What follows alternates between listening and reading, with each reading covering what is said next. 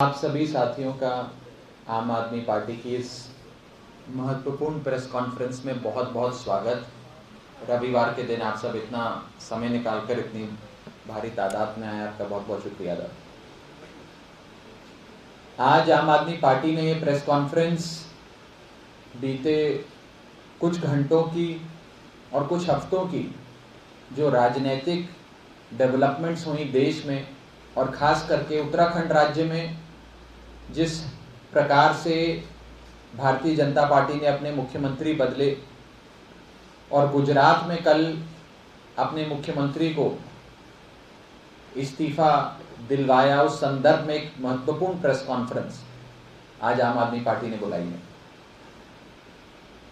साथियों, बहुत लंबे अरसे से एक बड़ी सुविधाजनक म्यूजिकल चेयर्स का खेल भाजपा और कांग्रेस के बीच चलता आ रहा है।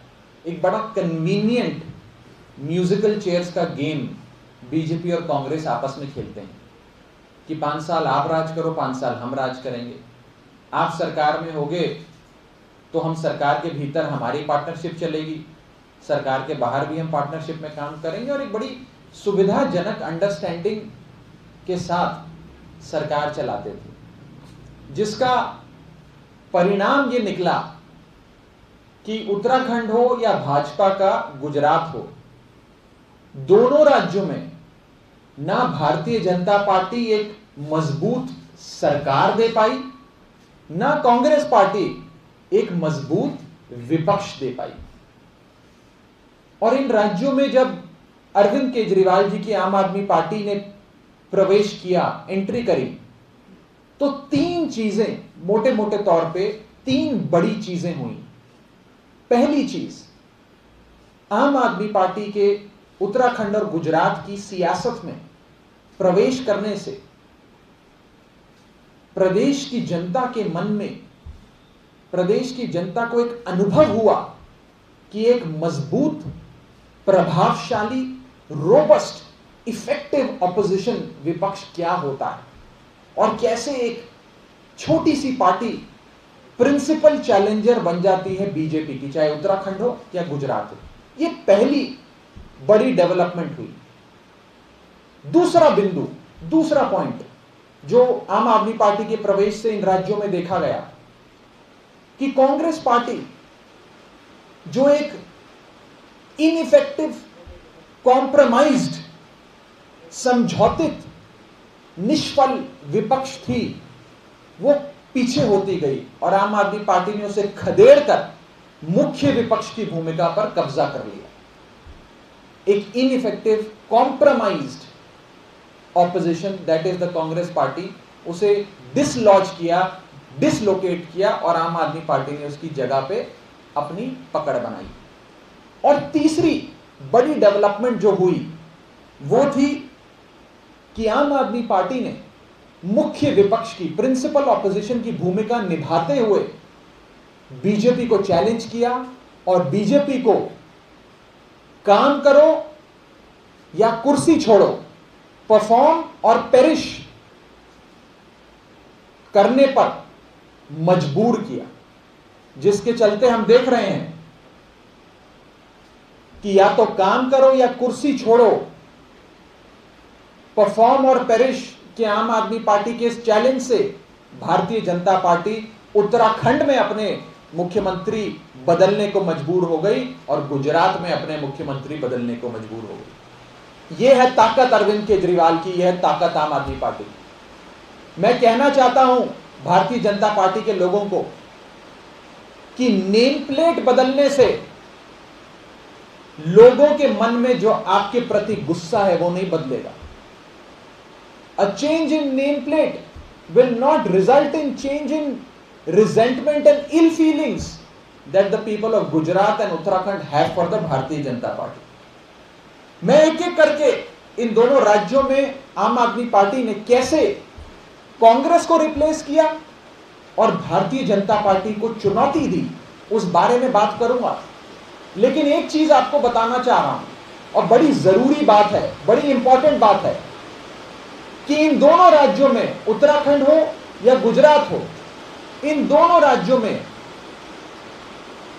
जितने लोग भारतीय जनता पार्टी को वोट नहीं देना चाहते, उससे भारी मात्रा में लोग कांग्रेस को भी वोट नहीं देना चाहते। ध्यान से सुनिएगा, for every person who does not want to vote for the BJP, there are more number of persons who do not want to vote for the Congress party।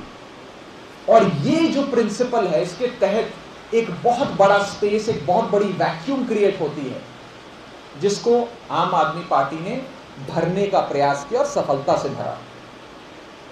Uttarakhand में आम आदमी पार्टी ने भारतीय जनता पार्टी और कांग्रेस की 5 साल आप लूटो 5 साल हम लूटे वाली पार्टनरशिप को चैलेंज किया।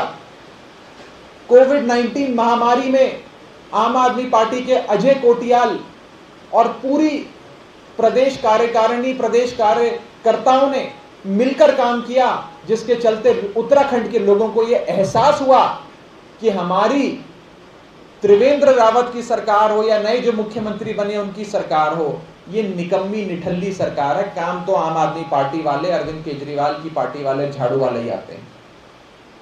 मनीष सिसोदिया जी ने उत्तराखंड जाकर उत्तराखंड के zero work chief minister Trivendra Rawat को चैलेंज किया और कहा कि मुझे अपने सरकार के 5 बड़े काम गिनवाओ।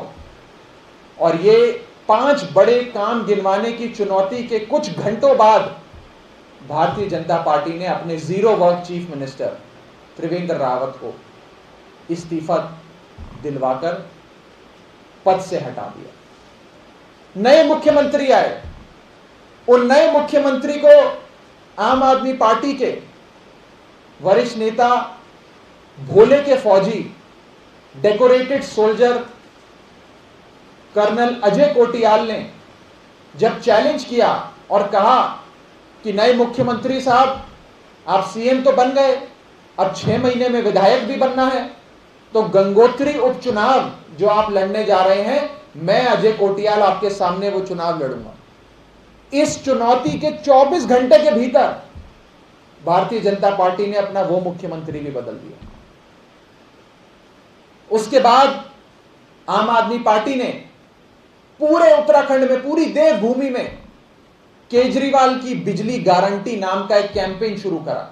और मुझे बताते हुए ये खुशी है, 13 लाख परिवारों को, एक छोटे से सूबे, छोटे सी राज्य देवभूमि में 13 लाख परिवारों को अरविंद केजरीवाल की आम आदमी पार्टी ने केजरीवाल बिजली गारंटी योजना से जोड़ा।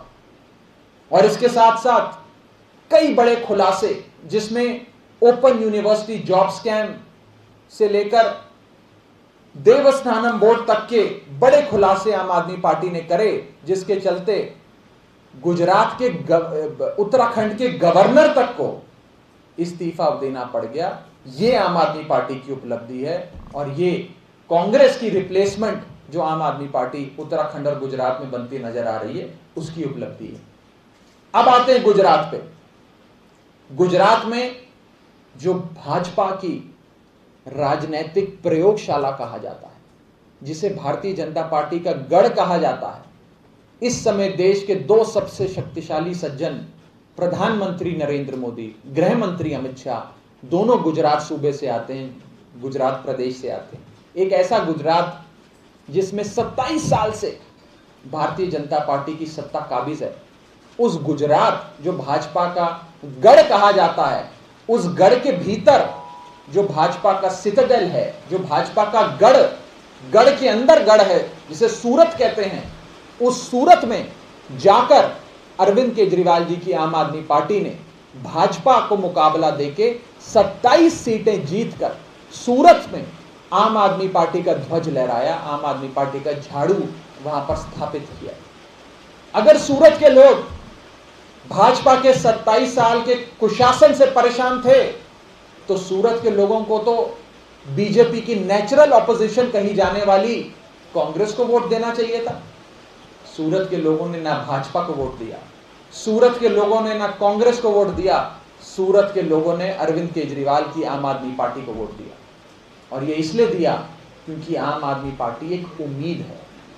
काम की राजनीति पे बात करने वाली, केजरीवाल मॉडल ऑफ गवर्नेंस को गुजरात तक लेके जाने वाली आम आदमी पार्टी को लोगों ने अपनी पसंद बनाया। आज जब भाजपा के लोग गुजरात और उत्तराखंड में वोट मांगने जाते हैं तो गुजरात और उत्तराखंड के लोग कहते हैं कि दिल्ली में तो अरविंद केजरीवाल ने स्कूल बढ़िया कर दिए, अस्पताल आलीशान कर दिए, बिजली मुफ्त कर दी, पानी मुफ्त कर दिया, मुख्यमंत्री तीर्थ यात्रा योजना शुरू कर दी, महिलाओं के लिए बिजली, महिलाओं के लिए बस यात्रा मुफ्त कर दी।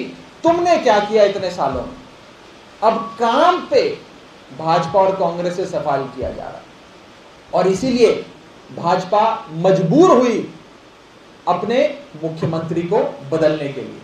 आज मैं बड़े विश्वास के साथ आपको गुजरात के संदर्भ में एक बात बताना चाहता हूं और वो ये है कि आज हमारी छोटी से छोटी नुक्कड़ सभा में भी, गुजरात में गली मोहल्ले की जो नुक्कड़ सभाएं होती हैं उसमें भी कांग्रेस की बड़ी बड़ी रैलियों के मुकाबले ज्यादा भीड़ आती है, ज्यादा लोग आते हैं। ईशुदन गढ़वी जैसे बड़े सेलिब्रेटेड जर्नलिस्ट अपनी नौकरी छोड़कर आम आदमी पार्टी के साथ आए। बड़े बड़े लोग, महेश भाई सवानी जैसे बड़े बिजनेसमैन, फिलैंथ्रोपिस्ट अपना काम, व्यापार, रोजगार छोड़कर आम आदमी पार्टी के साथ आए। जिस रफ्तार से गुजरात में आम आदमी पार्टी का परिवार बढ़ रहा है उससे गुजरात में बैठी भाजपा भी और दिल्ली में बैठे गुजरात प्रदेश से आए नरेंद्र मोदी जी और अमित शाह जी भी घबराए हुए हैं, डरे हुए हैं। यह है ताकत देश के आम आदमी की।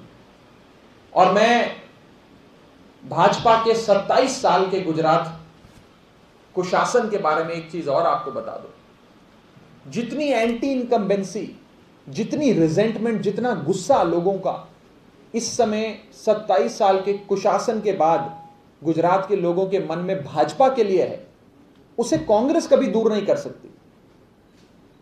अगर 27 साल से लोगों के मन में बीजेपी के लिए इतना गुस्सा था कि सूरत के लोगों ने एकजुट होकर आम आदमी पार्टी को वोट दिया, कांग्रेस को नहीं दिया, वो ये दिखाता है कि 27 साल तक एक कॉम्प्रोमाइज्ड ऑपोजिशन जो कांग्रेस पार्टी है वो कभी भी बीजेपी को टक्कर नहीं दे सकी। एक कॉम्प्रोमाइज्ड कांग्रेस कभी भारतीय जनता पार्टी को हरा नहीं सकती। इसलिए जो जो लोग आज भारतीय जनता पार्टी को वोट नहीं देना चाहते और जो जो लोग कांग्रेस को भी वोट नहीं देना चाहते, वो सारे लोग आज बड़ी उम्मीद से अरविंद केजरीवाल जी की ओर और आम आदमी पार्टी की ओर देख रहे हैं। गुजरात में कहा जाता था पिछले चुनाव में, आप अमित शाह जी की, माननीय प्रधानमंत्री जी की रैलियों के ऑडियो सुनिए, वो कहा करते थे गुजरात में सरकार लाइए भाजपा की, डबल इंजन की सरकार चलेगी। ये डबल इंजन की सरकार नहीं है, ये डबल रिमोट कंट्रोल की सरकार है, जिसमें एक रिमोट कंट्रोल नरेंद्र मोदी जी के पास है, एक रिमोट कंट्रोल अमित शाह जी के पास है और बेचारे विजय रूपानी के पास एक हेल्पलेस चीफ मिनिस्टर, उसके पास तो कोई रिमोट कंट्रोल नहीं था। और इसीलिए एक हेल्पलेस चीफ मिनिस्टर को हटाकर आने वाले चुनावों से पहले नेम प्लेट बदलने की कोशिश बीजेपी कर रही है। नेम प्लेट बदलने से लोगों के मन में बीजेपी को बदलने के जो भाव हैं वो थोड़ी बदलेंगे। लोगों ने बीजेपी को बदलने का मन बना लिया है। आप नेम प्लेट बदले जा रहे हो भाजपा वालों, नेम प्लेट बदल के कुछ नहीं मिलेगा। और कांग्रेस कभी भी बीजेपी की रिप्लेसमेंट आज के दौर में ना है और ना बन सकती है, ये साफ तौर पे देश में नजर आ रहा है। मैं उत्तराखंड और गुजरात में जो राजनीतिक भूचाल आया, जिसके चलते मुख्यमंत्री के बाद मुख्यमंत्री बदले गए, उस राजनीतिक भूचाल लाने के लिए और मुख्यमंत्रियों को zero work chief ministers, non performing chief ministers को इस्तीफा देने के लिए मजबूर करने के लिए आम आदमी पार्टी की उत्तराखंड और गुजरात इकाई को बहुत बहुत बधाई देता हूं। आप सब ने एक बड़ी महत्वपूर्ण जिम्मेदारी निभाई है और एक बड़ी भूमिका गुजरात और उत्तराखंड की आम आदमी पार्टी की इकाई ने निभाई है गुजरात के मुख्यमंत्री को बदलने में और उत्तराखंड के मुख्यमंत्री को बदलने में। अंत में मैं बस इतना ही कहना चाहूंगा कि कांग्रेस पार्टी जो एक मित्र विपक्ष है, फ्रेंडली ऑपोजिशन, एक मित्र विपक्ष से मृत विपक्ष बन गई है। मित्र फ्रेंडली ऑपोजिशन से मृत विपक्ष बन गई है। From a friendly opposition the Congress has become a dead opposition. मित्र विपक्ष से मृत विपक्ष बन गई। इसी के चलते आज बीजेपी को इन स्टेट्स में कोई चैलेंज करने वाला इतने सालों तक नहीं था, इतने दशकों तक नहीं था। अब जब आम आदमी पार्टी आई, आम आदमी पार्टी ने बीजेपी को चैलेंज किया, तो आलम यह है कि बीजेपी अपने नॉन परफॉर्मिंग चीफ मिनिस्टर्स को बदलने के लिए मजबूर हो गई। और मैं सिर्फ बड़ी बड़ी बातें नहीं कर रहा। चुनाव हुए गुजरात में, सूरत में आपने देखा कि 27 सीटें भाजपा का fortress with in the fortress, Bhajpa के गढ़ के भीतर जो गढ़ है सूरत जिसे कहा जाता है, उसमें आम आदमी पार्टी ने जाकर भाजपा को मात दी और आम आदमी पार्टी का झंडा लहराया। अंत में मैं बस इतना कहना चाहूंगा कि ओपिनियन पोल्स, सर्वेज जितने आ रहे हैं वो लगातार ये दिखा रहे हैं कि आम आदमी पार्टी का ग्राफ, आम आदमी पार्टी का ट्रेंड एक बहुत तेजी से, एक बड़ी रफ्तार से बढ़ता जा रहा है, उत्तराखंड में भी, गुजरात में भी। और उससे भी ज्यादा गति से, उससे भी ज्यादा रफ्तार से बीजेपी और कांग्रेस का ग्राफ गिरता जा रहा है। और ये बड़ी दिलचस्प डेवलपमेंट्स हैं कि आज आम आदमी पार्टी की बढ़ती लोकप्रियता को देख, अरविंद केजरीवाल जी के मॉडल ऑफ गवर्नेंस को देख और आम आदमी पार्टी की लगातार सड़क की, जमीन की राजनीति, संघर्ष को देख उत्तराखंड और गुजरात की जनता अब आम आदमी पार्टी की ओर बड़ी उम्मीद से देख रही है। और मैं बीजेपी को एक हिदायत देना चाहूंगा कि अपने कर्म बदलो, नेम प्लेट बदल के मत सोचो कि तुम लोगों का मन बदल दोगे। लोगों ने मन बना लिया है बीजेपी को बदलने का, कांग्रेस को हटाने का, और कांग्रेस को खदेड़ के आम आदमी पार्टी ने जो मुख्य विपक्ष, एक प्रिंसिपल चैलेंजर टू बीजेपी की भूमिका में आई है उत्तराखंड और गुजरात में, उसके लिए मैं आम आदमी पार्टी की गुजरात इकाई और आम आदमी पार्टी की उत्तराखंड की इकाई को बहुत बहुत बधाई देता हूं।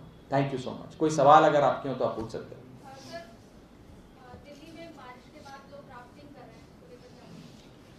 दिल्ली में ये सब जानते हैं कि 90% से ज्यादा रेन वाटर ड्रेन्स जिसे कहा जाता है वो नगर निगम के अधीन आती है। नगर निगम ना उसकी सफाई करती है, ना उसकी मेंटेनेंस करती है, ना उसका रिपेयर करती है, जिसके चलते आप देख रहे हैं कि गलियां भरी पड़ी। पीडब्ल्यूडी, दिल्ली जल बोर्ड, इनके पास तो 8-10% ड्रेन्स आती हैं, 90% से ज्यादा ड्रेन्स एमसीडी के अधीन आती है। ये मैं चाहूंगा कि फैक्ट्स जनता तक पहुंचे। और मुझे पूरा विश्वास है कि आज से 6 महीने बाद जब दिल्ली में नगर निगम के चुनाव होंगे तो दिल्ली की जनता आम आदमी पार्टी को अवसर देगी सेवा करने का, और नगर निगम में जो बुरी हालत है, बुरे हाल हैं, त्राहिमाम हो रखा है, उसे बदलने का एक मौका आम आदमी पार्टी को देगा। कुछ पॉइंट्स दिल्ली में ऐसे हैं जहां पर कुछ घंटों की बात के बारिश के बाद पानी भर रहा है और वो पीडब्ल्यूडी के पंप लगे हैं, जलमट के पंप लगे हुए हैं, पूरा सफा सुविधा। लेकिन 1 तारीख को बारिश हुई, लबालब पानी भरा, इंद्रप्रस्थ का पूरा इलाका पानी से डूब गया, कल भी डूब गया। आप लोग पंप लगे, देखिए पंप मैं बता देता हूँ, दिल्ली जल बोर्ड और पीडब्ल्यूडी की जो ड्रेन्स हैं उसमें हमने पंप्स इंस्टॉल करे हुए हैं और पंप्स की अपनी कैपेसिटी है जिससे वो चलते हैं। हम पहले ही पंप्स खोल देते हैं ताकि सारा पानी बहाव से निकल जाए। मेन प्रॉब्लम तब आती है जब ये एमसीडी की ड्रेन्स भी हमारे पंप्स में मर्ज हो जाती हैं, एमसीडी के नाले भी हमारी ड्रेन्स में मर्ज हो जाते हैं, और कहीं ना कहीं एमसीडी के faulty rain water drain system की वजह से आज दिल्ली की हालत है। और ये मेरा बयान मत मानिए, मुझे तो आप कहेंगे कि आप दिल्ली जल बोर्ड के उपाध्यक्ष हैं, आम आदमी पार्टी के विधायक हैं, प्रवक्ता है, इसलिए बयान दे रहे हैं। किसी भी अर्बन प्लानर से जो दिल्ली की गवर्नेंस मॉडल को और ड्रेनेज सिस्टम को समझता है, उससे अगर आप बात करेंगे तो आपको वो भली भांति बताएंगे। बड़ा मैं सिंपल उदाहरण आपको देता हूं, सरल भाषा में समझाने के लिए, हो सकता है बहुत एक्यूरेट भी ना हो। जिसकी सड़क उसकी नाली। अब आपके घर के बाहर जो सड़क है उसमें पानी भरा हुआ है, वो सड़क नगर निगम की है, वो नाली भी नगर निगम की है, वो पानी जो भरा है वो भी नगर निगम की वजह से भरा। अगर कोई बड़ी पीडब्ल्यूडी की सड़क है, वहां के नाले में कोई इशू है, मुझे बताएं, मैं अभी रिजॉल्व करवाऊंगा। बहुत सारी कंप्लेंट्स हमारे पास आई, हम उसे रिजॉल्व भी करा रहे हैं, मैं पूरी ईमानदारी से आपको बता रहा हूं। बहुत जगह हमारे पंपिंग स्टेशंस काम कर रहे हैं, बहुत रफ्तार से पानी को क्लियर करा जा रहा है। हम हर बार मिंटो ब्रिज का उदाहरण देखते थे, मिंटो ब्रिज यहां से 1 किलोमीटर भी दूर नहीं है, लगातार, और कोई अरविंद केजरीवाल जी के आने के बाद नहीं, 1980 1990 से हम देखते आ रहे हैं कि पूरा पानी भर जाता है। स्विमिंग पूल नहीं, स्विमिंग पूल भी कई सारे बन जाते थे।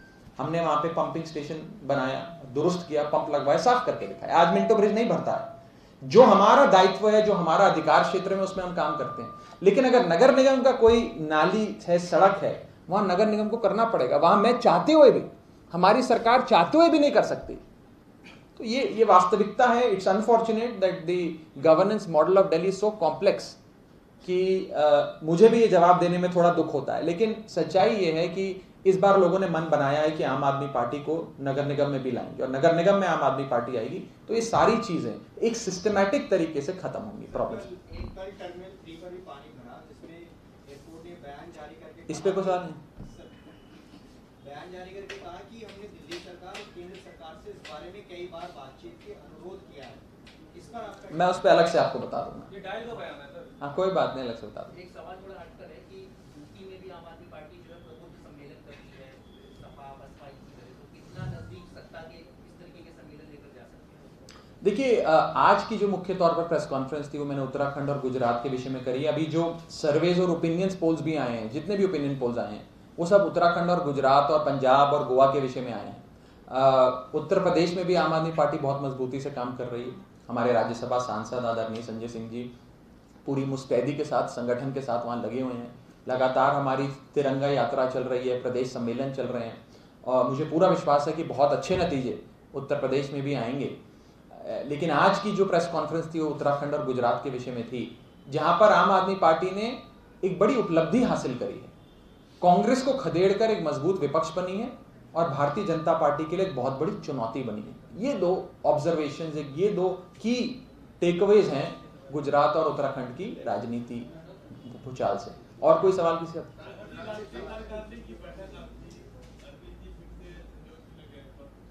मैं आम आदमी पार्टी का एक सिपाही होने के नाते और अरविंद केजरीवाल जी का एक फुट सोल्जर होने के नाते, हम सबके आदर्श, हम सबके नेता, मेरे मेंटोर आदरणीय अरविंद केजरीवाल जी को आम आदमी पार्टी का राष्ट्रीय संयोजक चुने जाने पर बहुत बहुत बधाई देता हूं। उनके सफल कार्यकाल की, उनके अच्छे स्वास्थ्य की, उनके लंबे आयु की कामना करता हूं। और हम जैसे करोड़ों युवा अपना करियर, अपना सब कुछ छोड़कर सिर्फ अरविंद केजरीवाल जी और अरविंद केजरीवाल जी की जो विचार हैं और जो राष्ट्र निर्माण करने का जज्बा है, उसको देखकर सब कुछ छोड़कर उनके साथ लगे हैं। हमारे नेता, हमारे आदर्श एक बार फिर से हमारी पार्टी के राष्ट्रीय संयोजक चुने गए, यूनानिमसली चुने गए। मैं उनको बहुत बहुत बधाई देता हूं। पीएम मोदी को चिट्ठी लिखी गई है एमसीडी कर्मचारी परिषद की तरफ से, ये कहा गया है कि तीनों एमसीडी को एक कर दिया जाए, क्योंकि उनको सैलरी समय पर नहीं मिल रही है, और आम आदमी पार्टी दिल्ली सरकार की मांग उठाती है। देखिए, भारतीय जनता पार्टी ने एमसीडी को म्युनिसिपल कॉर्पोरेशन ऑफ दिल्ली से मोस्ट करप्ट डिपार्टमेंट बना दिया। इतना करप्शन तो दुनिया में कहीं, अफ्रीका के जो गरीब से गरीब मोस्ट करप्ट देश हैं, उनमें भी इतना करप्शन नहीं देखा जाता जितने एमसीडी में बीजेपी ने करके दिखाया, और बड़ी उपलब्धि हासिल करी। पहले तो बीजेपी ने लोगों को बेवकूफ बनाने के लिए अपने सारे पार्षदों की टिकट काट दी कि भाई 5 साल इन पार्षदों ने बहुत पैसा कमा लिया, अब नए लोग आए, वो पैसा कमाएं, उनका मौका पूरा हुआ। अब वो कह रहे हैं कि चुनाव से कैसे बचा जाए, क्योंकि हार तो नजर आ रही है बीजेपी को नगर निगम के चुनाव में, एक भी सीट 272 में से जीतती नहीं नजर आ रही। तो उन्होंने एक नया शगुफा छोड़ा है कि यूनिफिकेशन कर देते हैं, चुनाव टाल देते हैं और दूर कर देते हैं। इस प्रकार की नौटंकी बीजेपी से पूरी तरीके से हम एक्सपेक्ट करते हैं, और हम भाजपा का मुकाबला करेंगे, हर स्तर पे मुकाबला करेंगे। गुजरात से क्वेश्चन है, जो हार्दिक पटेल उन्होंने ट्वीट किया था कि इंटरनल सर्वे को कांग्रेस को 43% वोट मिल रहे हैं, भाजपा को 38% और आपको 3% वोट। वो दिखाया था हमने सूरत में, हमारा 3% की क्या ताकत है। यही कांग्रेस थी जो सूरत में बड़े दल बल के साथ, पाटीदार समाज की पार्टी कही जाने वाली कांग्रेस ने बड़ी मजबूती से वहां वोट लेने की कोशिश करी थी। ना लोगों ने बीजेपी को वोट दिया, ना बीजेपी की नेचुरल ऑपोजिशन कही जाने वाली कांग्रेस को वोट दिया, लोगों ने तो आम आदमी पार्टी को वोट दिया। इसका फैसला तो चुनावों में होगा। और कांग्रेस पार्टी जो अब एक बेसिकली एक ब्लॉगिंग वेबसाइट बन गई है, वो ट्विटर पे बस 4 बयान लिख के सोचते हैं कि बस विपक्ष की भूमिका हमने निभा दी, 2 लाइन का ट्वीट कर दिया, बस हम विपक्ष बन गए। तो एक माइक्रो ब्लॉगिंग वेबसाइट बन गई है कांग्रेस पार्टी। वो कोई विपक्ष ना सड़क पे है, ना संसद में है, ना विधानसभा में है, ना जनसभा में है, वो कहीं विपक्ष नहीं है। सर एक और सवाल है कि राहुल गांधी ने कहा है कि जब यूपीए की गवर्नमेंट में जब भी कोई अटैक्स हुए, आतंकी हमले हुए थे, तब मीडिया उनके लिए बहुत क्रिटिकल रही है, लेकिन अब जब वही चीजें मोदी सरकार में हुई तो उनके लिए बहुत सॉफ्ट कॉर्नर जाते हैं। ये देखिए, जहाँ तक आतंकी हमलों की बात है, पूरे देश को एकजुट होकर आउटसाइड फोर्सेस और जो हमारे देश के दुश्मन हैं उनका मुकाबला करना चाहिए। इस विषय पे मैं कोई राजनीतिक टिप्पणी नहीं दूंगा।